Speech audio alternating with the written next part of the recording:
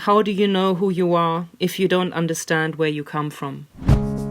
A few months ago, my grandmother told me an old family legend about an ancestor who tried to assassinate the King of England, and it didn't go well, so he fled to the American continent, and Grandma could trace a connection from him all the way down the line to me.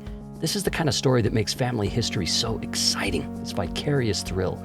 Attempted regicide? That's in the blood running through my veins? What do the roots of my family tree really have to say about me sitting out here on the high branches? The stories we claim from our past can tell us a lot about how we like to envision ourselves now. But what do we do with stories that don't flatter us? Nora Krug is a German-American author and illustrator who became obsessed with her family's role in World War II. Often people ask me, so what did your grandfather do during the war under the regime? And the truth is that it's incredibly difficult to really know. But Nora had to know, how complicit was her grandfather with the Nazi regime? Yeah, it's hard, but it's not the end of the world, even as we know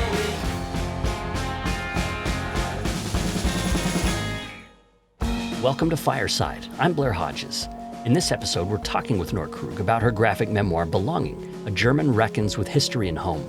It's a story of personal reckoning and national reckoning about the Holocaust, and it has implications for every single one of us. How do you define yourself when there aren't positive, heroic stories that are passed on from generation to generation, but, shameful stories? What does that mean for your understanding of who you are as a family? This is episode 1, Belonging with Nora Krug.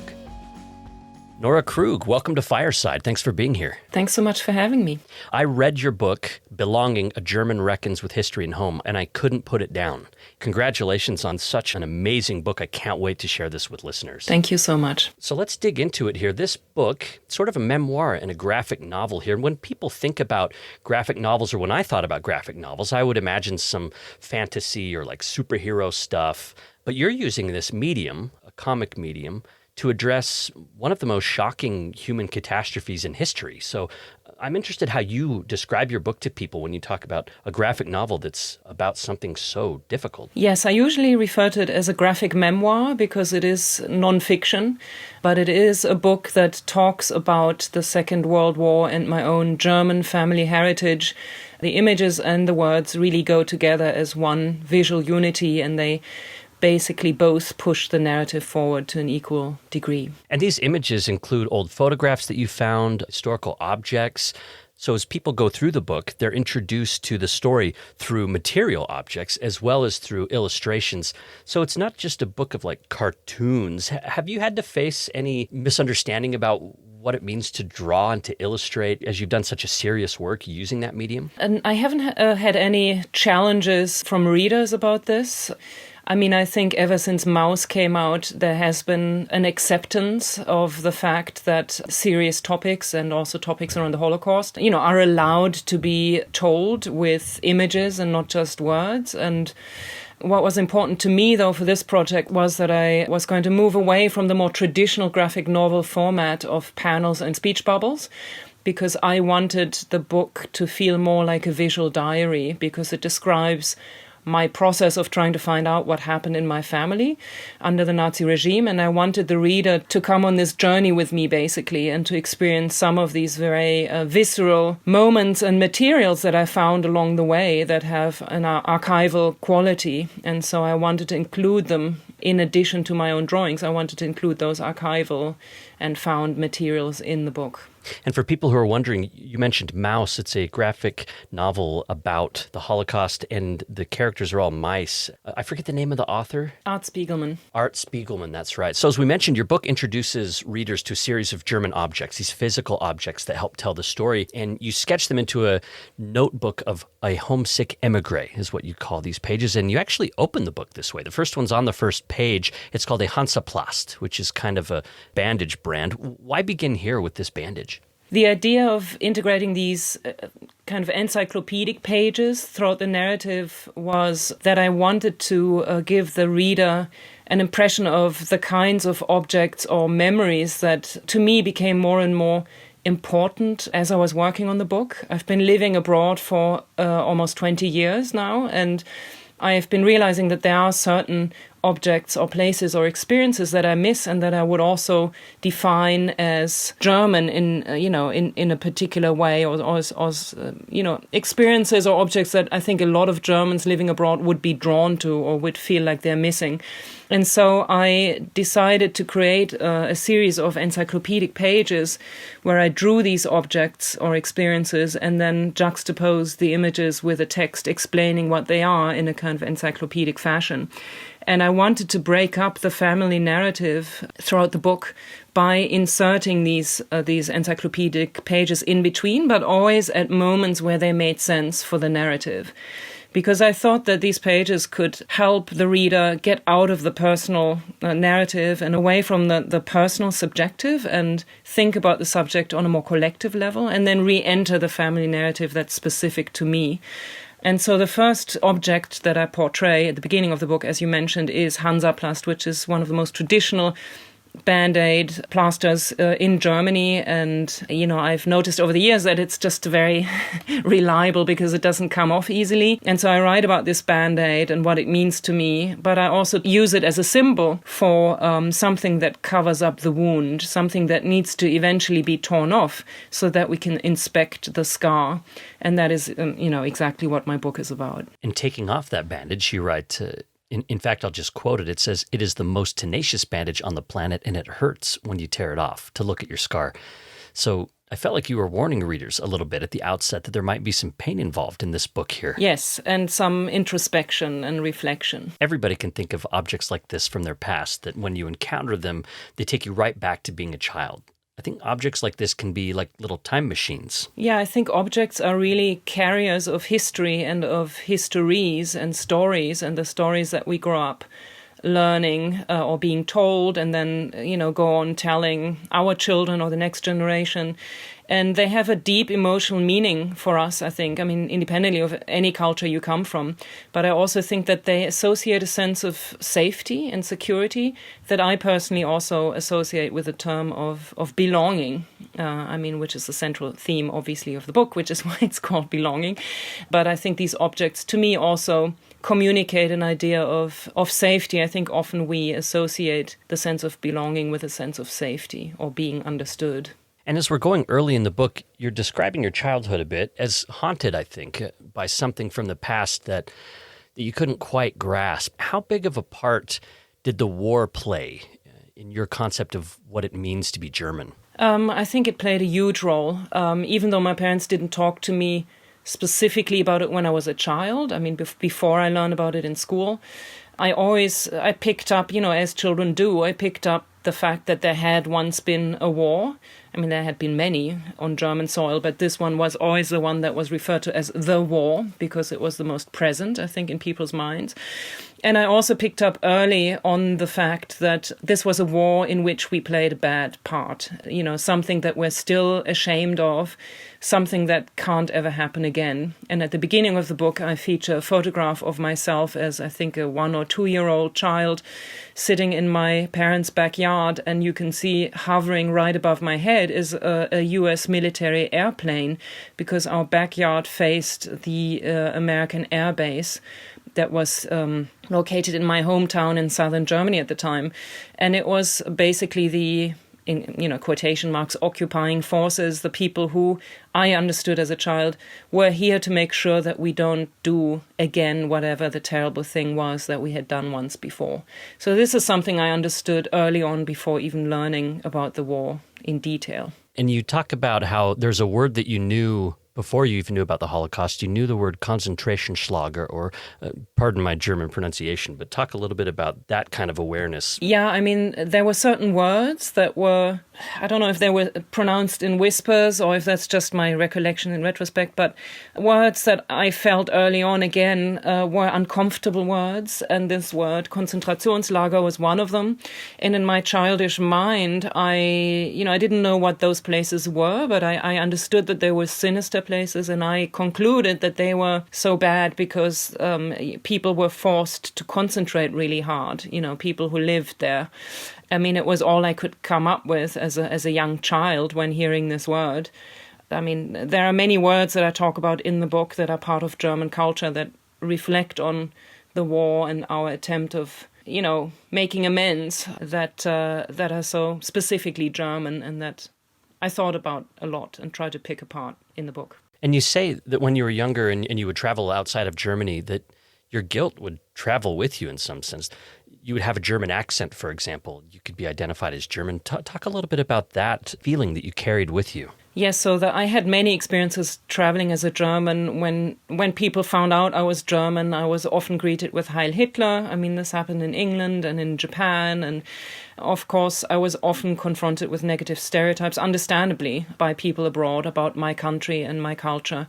And it's a difficult thing to grow up with as a teenager, because as a teenager, you're already insecure about your identity and who you should become or want to become. And there's also a generational aspect, do you want to become like your parents or do you want to become the opposite? And, in tandem with that, Germans of my generation grew up with a national identity crisis that went along with that personal one throughout those vulnerable teenage years. So we didn't know, and I think still don't know, who we should be as Germans. And there was no sense of national pride. We didn't grow up learning traditional folk songs. We never sang the national anthem. We never displayed the German flag. And I think, a critical mindset towards one's country and one's, a sense of patriotism is very, very important. But I think in Germany it happened to such a degree that we were left without any sense of cultural pride. And I think that can be really disorienting for a young person growing up in that country. And it can lead to all kinds of it can have long-term effects, such as, right-wing sentiments later on, where people then say, "Oh, I'm tired I'm tired of us always having to be the bad guys and having to feel guilty."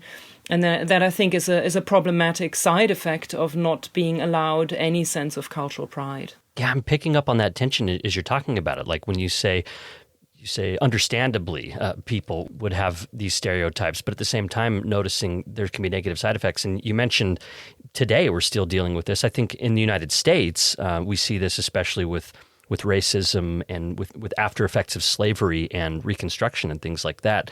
The South will rise again, and Confederate flags and Southern pride and these kind of things. And we see reemergence of that kind of sentiment. And it seems like in Germany that possibility obviously exists as well, as we've seen in recent years. Yeah, I think it exists in any country in the world. I mean, there is racism everywhere in the world. There is anti-Semitism everywhere in the world. Minorities are attacked everywhere in the world. And we need to be really, really careful and not assume that once we've reached a level of, so-called democracy, that we can take it for granted. We can't. It's something we have to recognize as a process. We have to continuously defend it. And I agree with you that in America, not enough work has been done even institutionally. I mean, not even talking about a personal level, but institutionally in facing slavery and contemporary racism and also the mistreatment of Native Americans. And I think that much more work needs to be done on both sides of the ocean. There's a story early on here where you talk about one of your very first encounters in New York City where you're on the rooftop of a friend's apartment building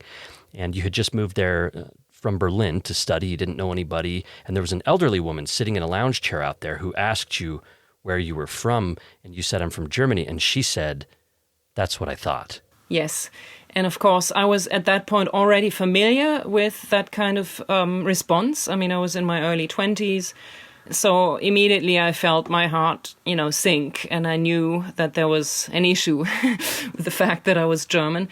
And then she went on to tell me about herself and about the fact that she had survived the concentration camp and in fact had been more or less saved out of the gas chamber 16 times at the last moment by a very violent and brutal German prison guard, a female prison guard, who was cruel to everybody else in the camp, but who somehow had taken a liking to this young girl and managed to convince, I found out later because I met this woman again 16 years later actually, managed to convince Josef Mengele, the terrible doctor who worked at Auschwitz concentration camp, and she was able to convince him each time that she should be not one of the ones to go into the gas chambers.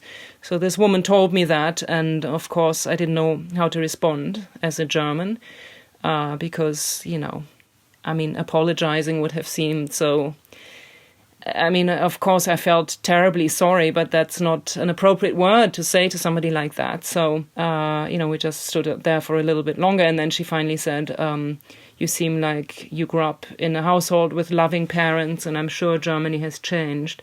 And then, I didn't see her again for 16 years and finally tracked her down again and met with her again in the same house and had a very, very warm lunch with her and found out more about her personal experience of the Holocaust.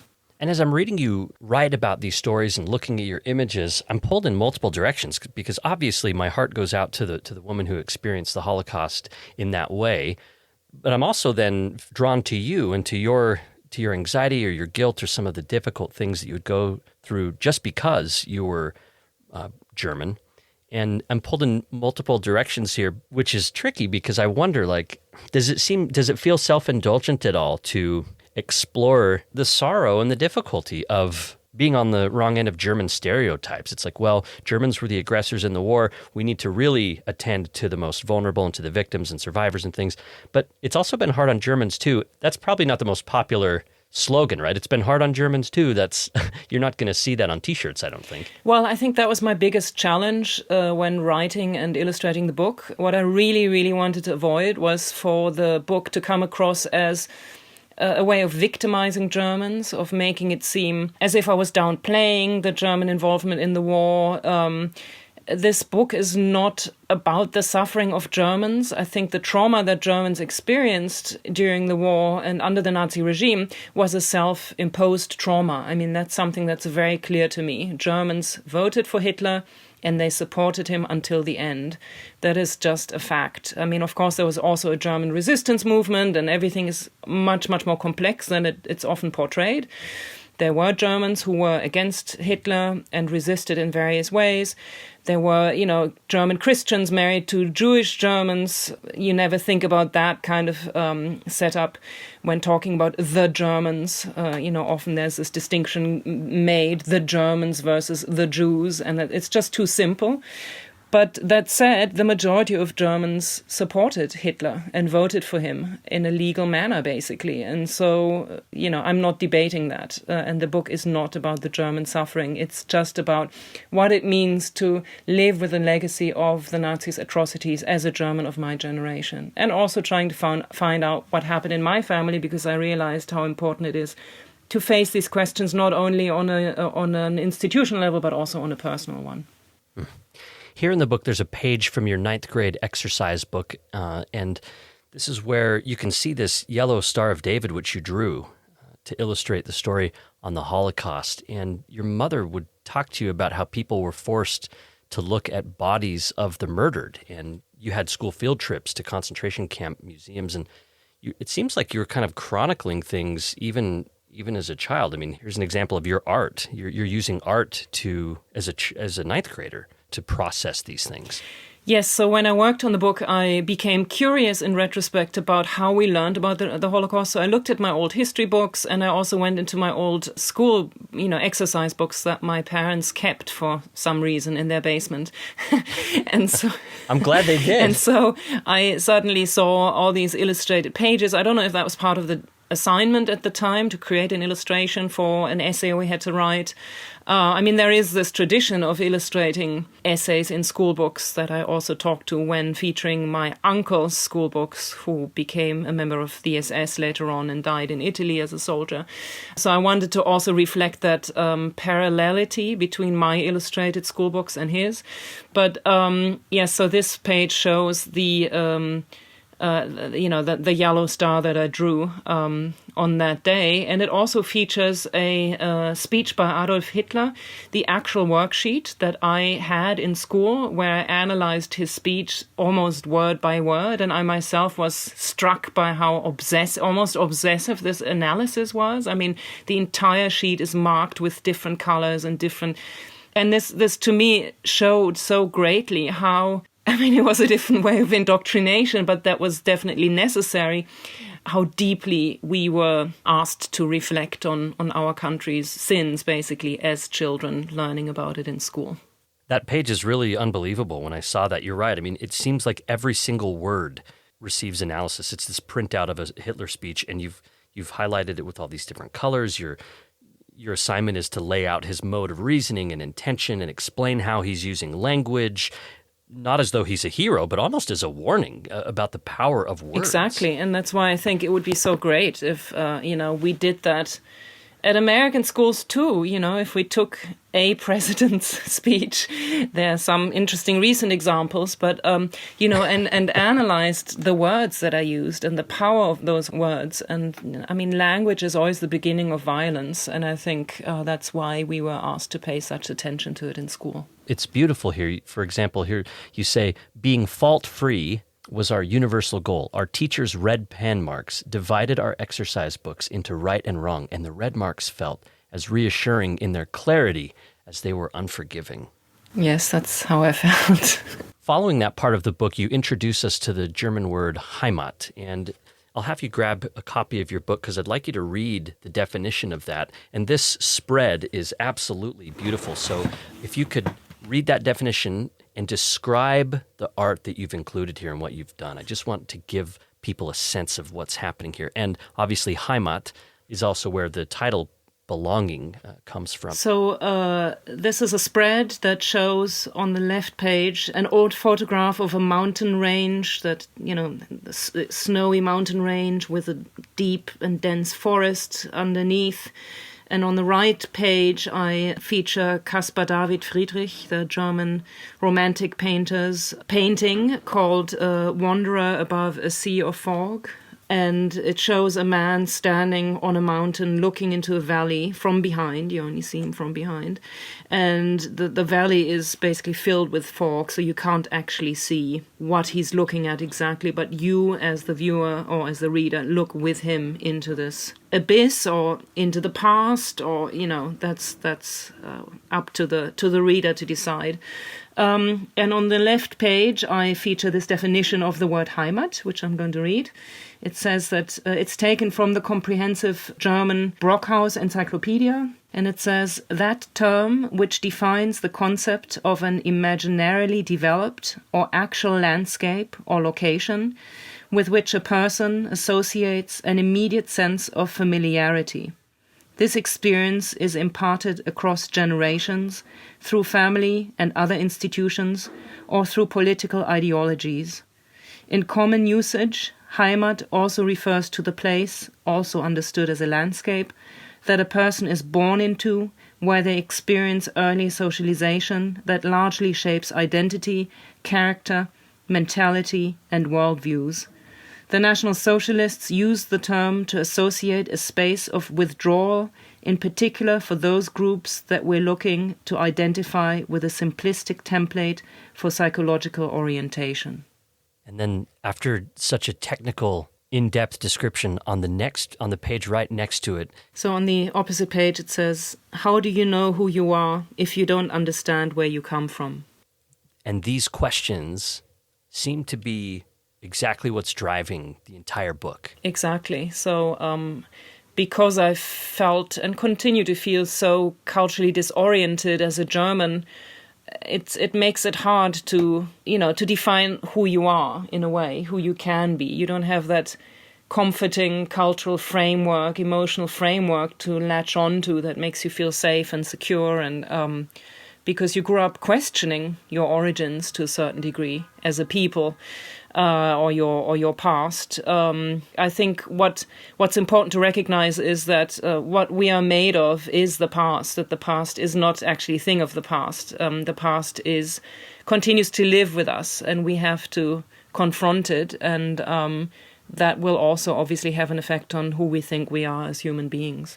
And that painting, do you think a lot of Germans would recognize that painting? Is that a really popular one? Yes, it's kind of a classic painting in Germany, but it's also actually a motif that I kept on finding while I was going to flea markets, looking for old photographs that I thought could tell me something about German cultural identity. So I went to German flea markets over the course of, 10 years, and I collected photographs that I thought featured recurring motifs. And one of these recurring motifs were people in landscapes from behind, looking out into the open. It could be mountains, it could be fields, it could be rivers, it could be forests.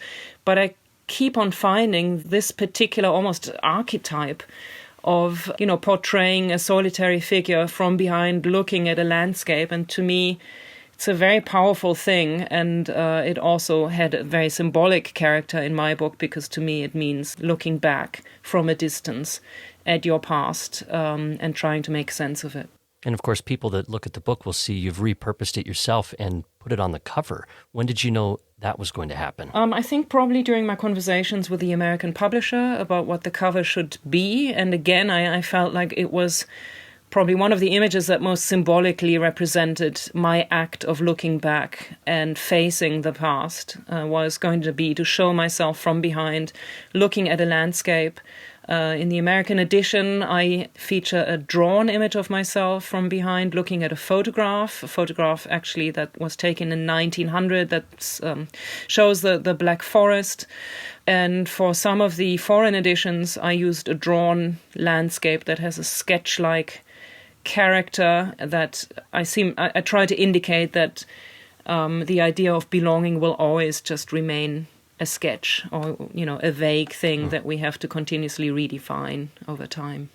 It reminded me of the last line of that definition where it says people looking to identify with a simplistic template for psychological orientation. In other words, they're looking for some kind of story about who they are and where they came from, something that's simple and graspable and hopefully positive.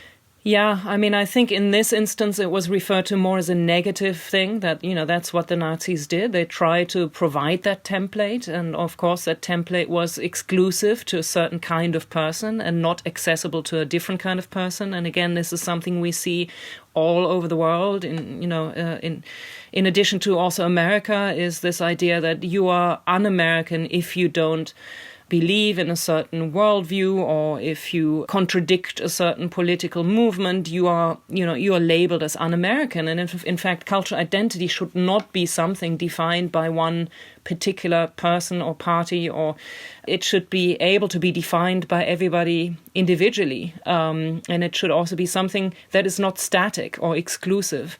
And I think images also play a very, very big role in shaping those notions of cultural identity.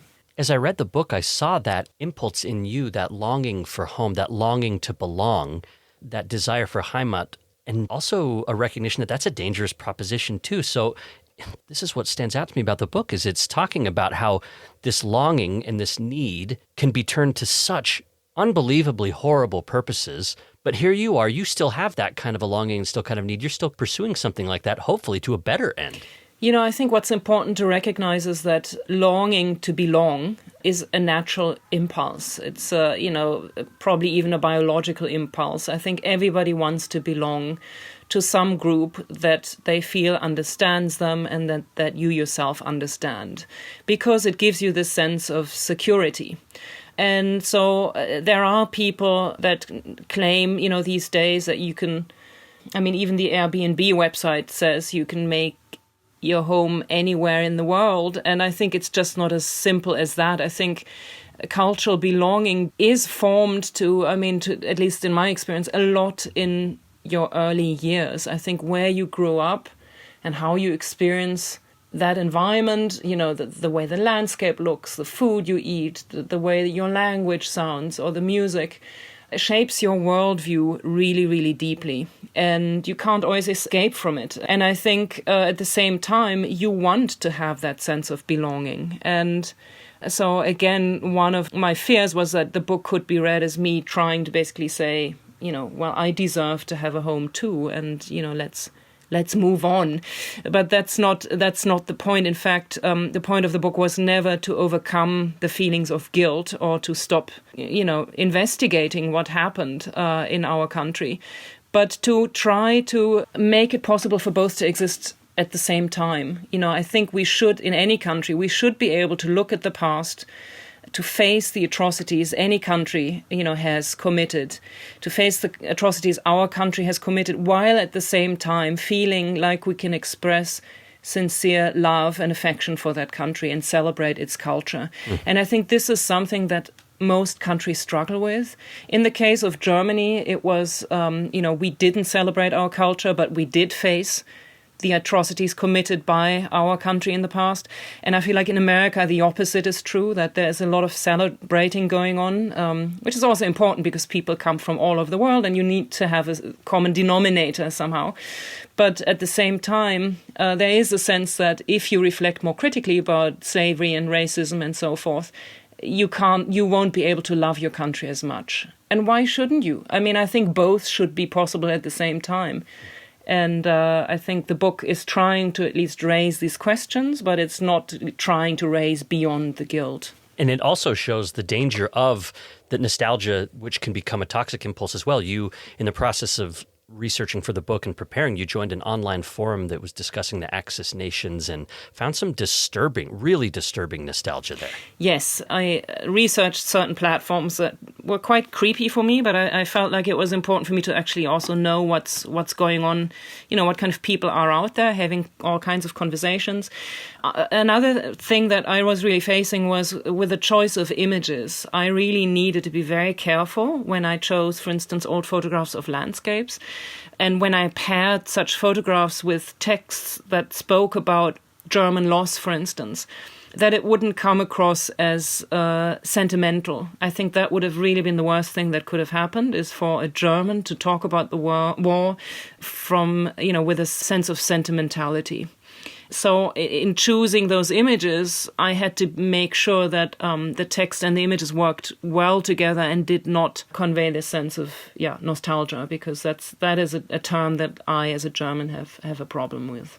And you've seen people on these forums talking about hairstyles and boots and these specific artifacts in a way that isn't just curious about history. It seems very overly interested in Nazi artifacts, for example. Yes, I mean, whenever I have to do work on, illustrating the Nazi period, and I Google, Nazi uniforms, I would say that 50% of the images that come up are of contemporary people from all over the world wearing Nazi uniforms in some sort of reenactment, situation, or worse, some secret celebration of that time and that group of people. And it's very disturbing to see.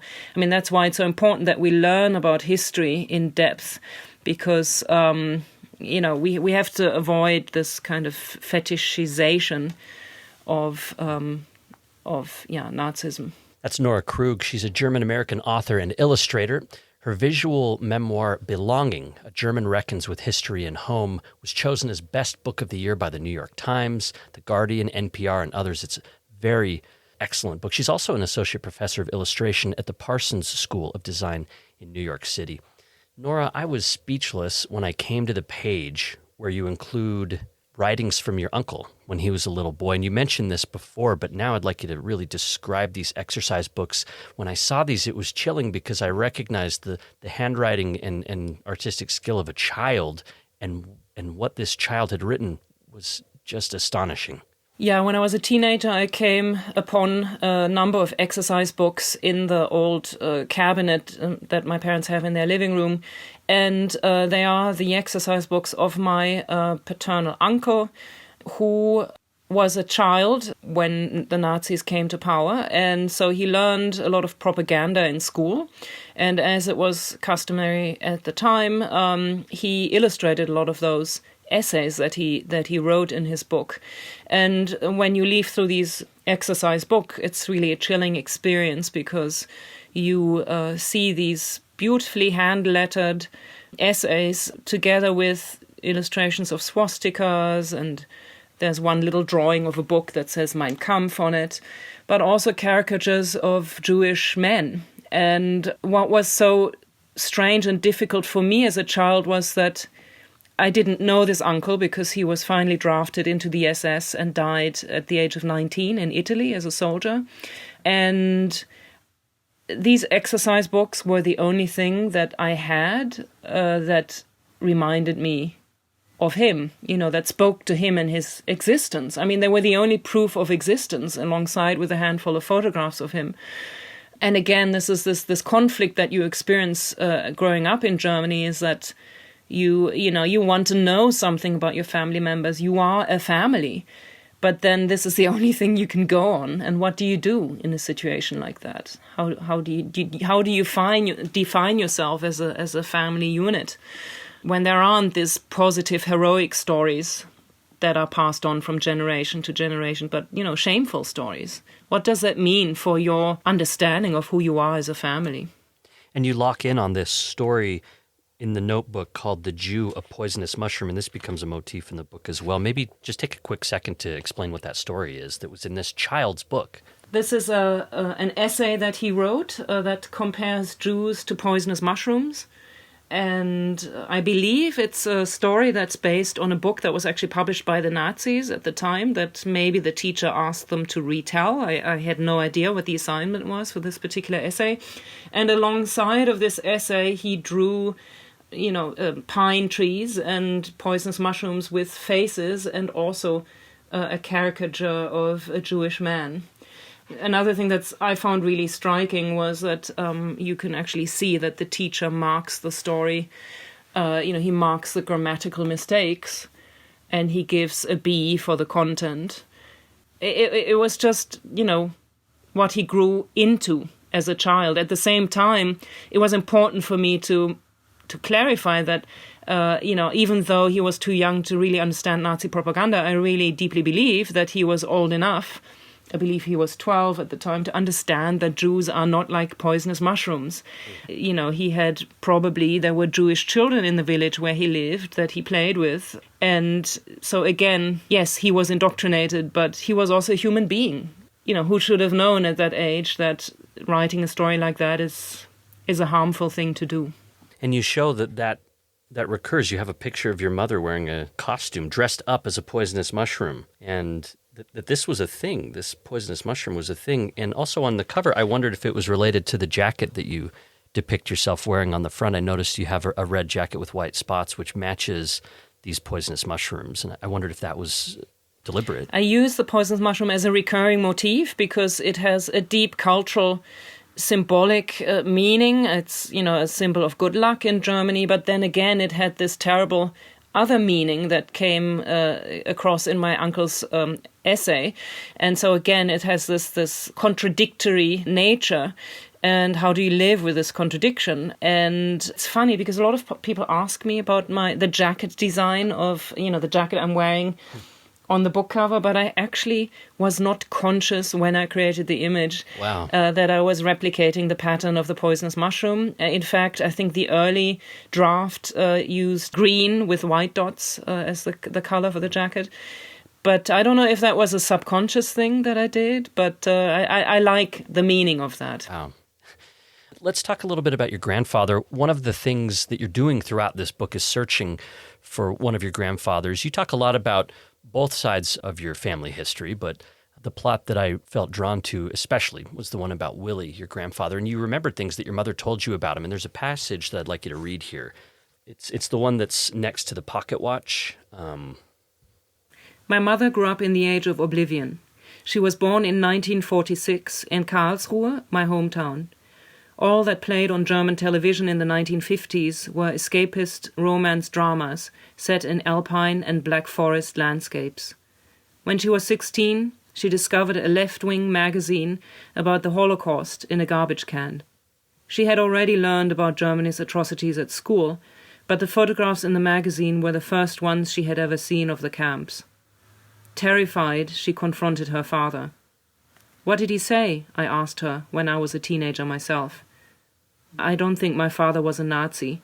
He told me he didn't like Hitler because of the way he screamed all the time.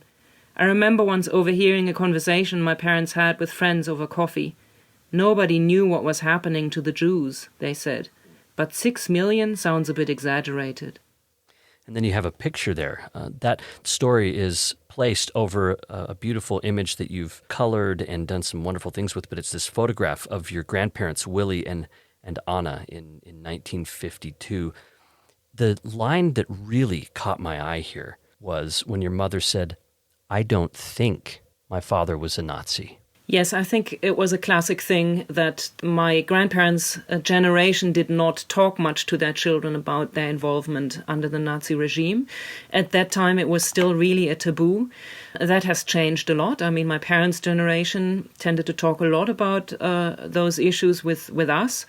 But there was not much said in my parents' households on the subject. So my parents had no idea what their parents' political position or involvement with the Nazi regime might have been. And you're using these images to tell this story. On the next page, you have a picture of this grandfather, and you've cut his face out and put some words there. So you're kind of signaling to the reader that who he really was has been obscured by time. You're trying to find out who this man is, and so you've cut his face out. And this seems to become a passion for you to find out what your mother just didn't want, just couldn't bring herself to dig more into. She says, I don't think he was. She didn't want him to be, obviously, but you seem driven, like, actually, I don't want him to be either, but I want to know. Yeah, I think there are several reasons for that. I think that it's always easier to investigate your grandparents than your parents, I think. You know, as a child, you're very closely connected to your parents. And I think it would have been harder for me if he had been my actual father.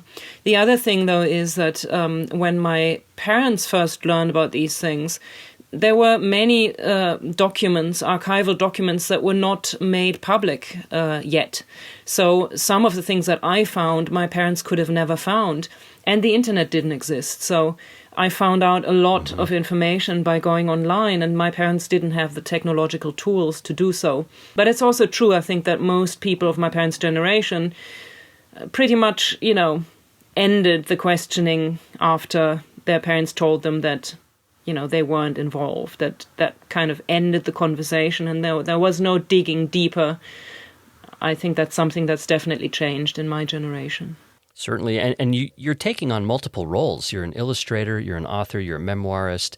You're also, at this point, become sort of an investigative journalist, and you're finding these documents, which you incorporate into the book. And this is really what makes the book shine, is the way that you make it's sort of scrapbook quality. But something as simple as a street address takes you down a really dark path. You find this street address that leads into a discussion of Kristallnacht, one of the most terrifying nights of the war. I'm a little bit of a hobby detective. I like, snooping around, and especially in archives, I feel like you can find so much information. And I was almost obsessive about trying to find the tiniest scrap of paper that would say something about my family. My family was obscure. There was nobody prominent in my family. So I depended on whatever I could find. And I went into my hometown's archive and I looked through the old phone books, and just seeing these names come alive and seeing some of the Jewish names that then suddenly became one category in the phone book. Here's a list of the Jews living in your town, and then suddenly the Jewish names disappear completely.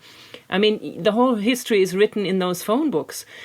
And so I unfolded an old map that was in the back of the 1938 phone book, and I looked at where my grandfather's office was located.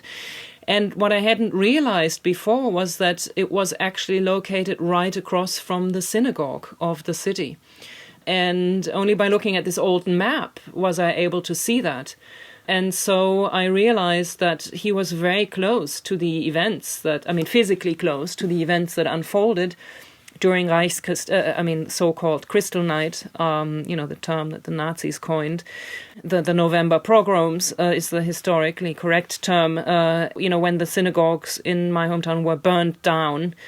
And it kept on making me wonder, what was he doing at that time? I mean, it was in the evening, so he was probably not at his office at that time, but he would have, involuntarily at least, he would have seen what happened the next day. He would have seen the burned out building. So then I researched eyewitness accounts from that time. And based on the accounts, I came to new conclusions about what he might have or might not have seen. It's a powerful part, Nora, because I want to say you really let readers into the history there by using imagination. Imagination is all you can fall back on at this point. You've gotten these documents, you've gotten this information, but it can only take you so far. And then you can say, well, maybe he did this, or maybe he felt like this. Some Germans felt like this. Maybe that was like him. Maybe he was like this. And so readers are really introduced to the complexity of possibilities for Germans at the time, where it's not this simple story of bad Germans, Nazis, and Jews victims. It's all kinds of different people and all kinds of different possibilities, and you can't really nail it down when it comes to your grandfather at this point. There's so many possibilities. You're getting so close to it, but you still can't nail it down. Yes, often people ask me, so what did your grandfather do during the war under the regime? And the truth is that it's incredibly difficult to really know, because unless you were a high-ranking Nazi whose life has been very thoroughly documented, or a resistance fighter, most Germans were so-called followers. They followed along. But this could have meant all kinds of things. A follower could have committed mass crimes. A follower could have helped save lives. I want to say, too, when you say follower, you mean this is like an actual category. Yeah. This isn't just like a word you're using. Like, they actually would categorize people according to guilt, according to their complicity, right? And as a legal way to address what happened in the past. And follower was like a legal category, yes, right? The Western Allies, they issued questionnaires that every German over the age of 18 had to fill out, and they had to write about what they were up to, basically, under the Nazi regime. And my grandfather had to fill out one of those too, and I found it in the archive in my hometown. And again, it was a very chilling experience to open this document, because it had probably been dormant at the archive for over 70 years. And here I am, looking at the original forms that my grandfather filled out with his fountain pen. It was almost as if he was talking to me, and he was finally answering these questions I've had ever since I've been a teenager about what did he do during the war. And so based on what answers you gave in these questionnaires, you were ranked into 5 different categories that spanned from major war criminal to innocent, basically. And in the middle was this term follower, or Mitläufer. And that's the category that I think most Germans fell under. But again, it could have meant so many different things. It could have meant you committed terrible crimes, or you could have saved lives.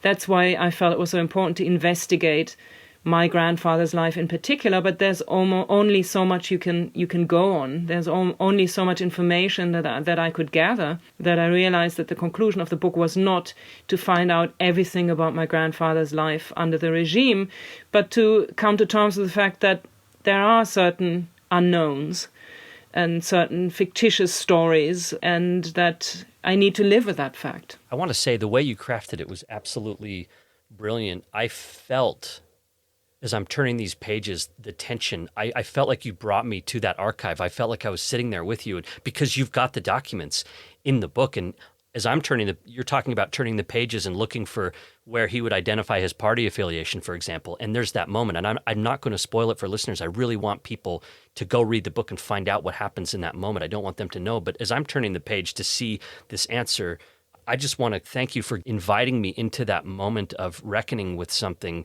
from the past, because when I think about my family history, for some reason, if I were to find out something like that, why is that so difficult? Like, why does that matter to us so much? Why would it really matter to you? You're not your grandfather. Because I think the narratives that we tell each other and that we pass on over generations really make up our sense of who we are as people. And, I feel this on Veterans Day every year when people here say, oh, yeah, my grandfather fought here and there, and I was so proud of it. And yeah, my grandfather also fought in the war, but I'm not proud of it, and I can't celebrate this day, and I shouldn't celebrate this day. Yeah. And I can't draw from these stories that give me a sense of familial belonging and pride and connectedness, even in my small family circle. And I think that's why it's hard to face these truths, because they unsettle who we think we are as families. Your book combines art with history, with genealogy, with confession, with imagination, but it also seems radically personal. Did you have any second thoughts as you were creating this book? It seems very personal, and you're publishing it to the world. It's funny, because I'm not usually somebody who goes through the world and tells everybody how I feel and what I think, so I'm not really exhibitionist in that way. But the drive to tell this story and to investigate it and to tell it to myself, really, was so strong that I almost didn't think about that while I was writing the book. I just felt like I could deal with that later. And now, of course, there are sometimes awkward moments where I meet somebody who basically knows everything about me and my family, and I know nothing about them. Like right now, for example. Yeah, but I don't know. I somehow don't mind it. I feel good about the fact that I faced my family's past, even though it was uncomfortable, and I somehow have I don't know why, but I have no problem sharing it. And also, I mean, what I came to understand by talking to audiences around the world really is that there's always a point where the book is not understood as my family history or the history of Germany, but that every country, it has a universal message, which is that any country should face its past. And so when I do interviews in Chile, you know, their relationship to the military governments comes up. When I talk to Canadian audiences, there are always, you know, reflections on First Nation people. And really every country has that guilt that, I mean, in Italy, the book was very popular because a lot of Italians feel like the history of colonialism and Mussolini and fascism hasn't been addressed sufficiently. And so in a way, to me, that makes it easier too, because I know this is not just about me, you know, airing dirty laundry about my family, but it's really about more universal questions that could apply to any family in any country. I appreciated that both as an American and as a member of a religious tradition, the Church of Jesus Christ of Latter-day Saints, which also has a history that's complicated. And I think your book is a wonderful example of honestly reckoning with the past, incorporating the difficult with the good. I also wondered, are there things that you still want to know about your history? This book's pretty comprehensive when it comes to your grandparents. Did you have unanswered questions when you finished the book that you wish you could have included there? Yes, I mean, at the very end, in the epilogue, I include a photograph that I found right as I had completed the book already, and the publication was scheduled and everything, that shows a group of Social Democrats, which was the Liberal Party in Germany at the time, and also the Nazis' strongest political enemy. So they were taken prisoner in my hometown and brought to a concentration camp, one of the early concentration camps, in 1933, not long after Adolf Hitler had come to power. And it shows their arrival at the camp, these group of men surrounded by, other men in uniforms with very spiteful facial expressions. And it's an original print of a photograph of that event that I found in the old shoebox in my parents' cabinet where they store the family photographs. And I had seen a similar photograph in the archive months before, a photograph showing the same exact thing, but a few seconds before. So there's a slight difference in movement, which again makes me think that the print I found is an original. It's not something that was printed for propaganda purposes. Right. It's also not a, juicy, in quotation mark, image enough to have served propaganda purposes at the time. So I don't know why my grandfather owned it. How did it end up in this shoebox? And that made me really curious. And that's something that I would like to continue to explore, but I have not found any answers from the archives yet. I'm thinking of trying to track down descendants of the photographer who maybe has taken the photograph and see if I can get more information on that. Well, it sounds like the project in some ways isn't done for you. Then how did doing this book change you as a person? I mean, this is something that you would publish as a professional, as an artist, as part of your career. I mean, you're an associate professor of illustration. But on a personal level, how did doing this project change you? I mean, again, the goal of the project was not to overcome these feelings of shame. I mean, I just have them in any case. I can't just brush them off. But I think what it helped me do was, by facing these feelings of guilt and by facing my family's past, I feel in a way I can live better with it. I feel like I have done the work that I needed to do. And as you said earlier, it also helps inform my decisions that I will make in the future as I live here, my contemporary life. I mean, we make decisions on a daily level, decisions that actually have consequences for other people in the world, somewhere in the world. You know, the clothes we buy, where they're made, the meat we eat. All these decisions we make on a daily basis have political and personal consequences for others in the world. And I'm trying to be more conscientious of those decisions, and I think the book helped me be more conscientious about those things. That's Nora Krug. She's Associate Professor of Illustration at the Parsons School of Design in New York City. And today we're talking about her book, Belonging, A German Reckons with History and Home. I cannot recommend this book strongly enough. This is one of the best books I have ever read. Thank you so much. It's very kind of you. Thank you, Nora. We'll be right back. This is Taylor Petrie, editor of Dialogue. I want to tell you about the Dialogue Podcast Network. In addition to great audio content you'll find in our feed, this collection is made up of shows by Latter-day Saints who wish to bring their faith into dialogue with larger streams of religious thought. Like Mormon News Report, which takes a deep dive into topics pertaining to LDS culture. Or Beyond the Block, which centers the marginalized in Mormonism. Other podcasts in this network include Gospel Tangents Podcast, Words Fall In, Basin Hat, and Scholars and Saints. For links to these and all the other amazing content Dialogue has to offer, visit dialoguejournal.com. And while you're there, consider donating. Your sustained generosity is what enables us to continue our mission of facilitating dialogue in a spirit of learning and understanding. Thank you.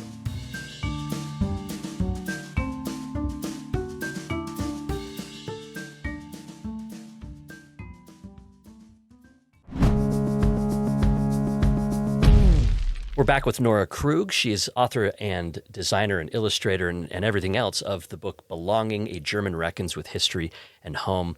All right, Nora, one of the reasons that I invited you on the show is because I wanted to recommend this book to everybody I know. This is kind of like a recommendation show. If I bring people on, I want people to check out these books. I love a good book recommendation, and so I let you know before we met that it would be your turn. And this segment is called Best Books. So I wanted you to tell us about a book that changed your life or a book that influenced your work or a book that you think would be interesting to people. So I'm going to turn the time over to you to talk about a best book or best books. There's so many that it was very hard for me to come up with one, but I thought I'd choose one that relates to my book directly, which is The Diaries of Viktor Klemperer. Viktor Klemperer was a language scholar in Germany, and he lived through the Nazi time as a Jewish German man, married to a Christian woman. And he chronicled this experience of living under the regime as a Jewish man at the time in his diaries. And I can really recommend reading those diaries because they really give you a sense of what everyday life was like for someone like him. And also a much more complex perspective on that experience than we often get, in Hollywood movies or other platforms, because it's a very quiet book in a way, and it just talks about his everyday encounters with friends or friends who turn out not to be friends anymore, or people who ended up standing by him and his family.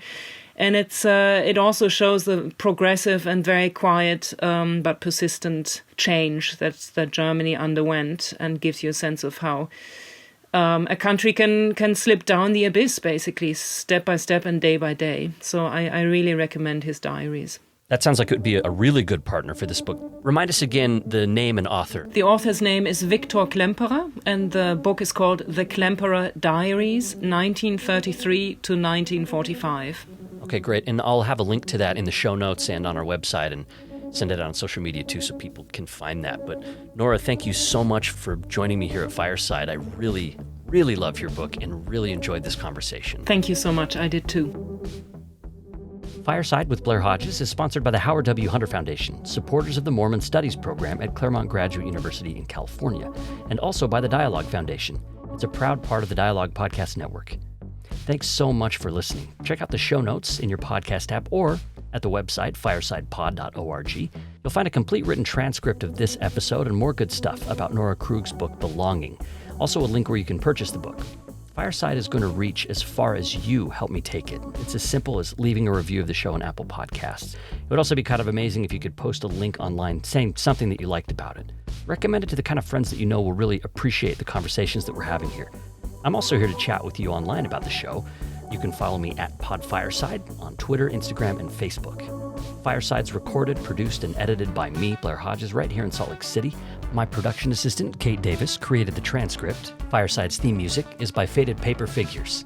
Special thanks to Christy Franson, Matthew Bowman, Caroline Klein, and Kristen Ulrich Hodges.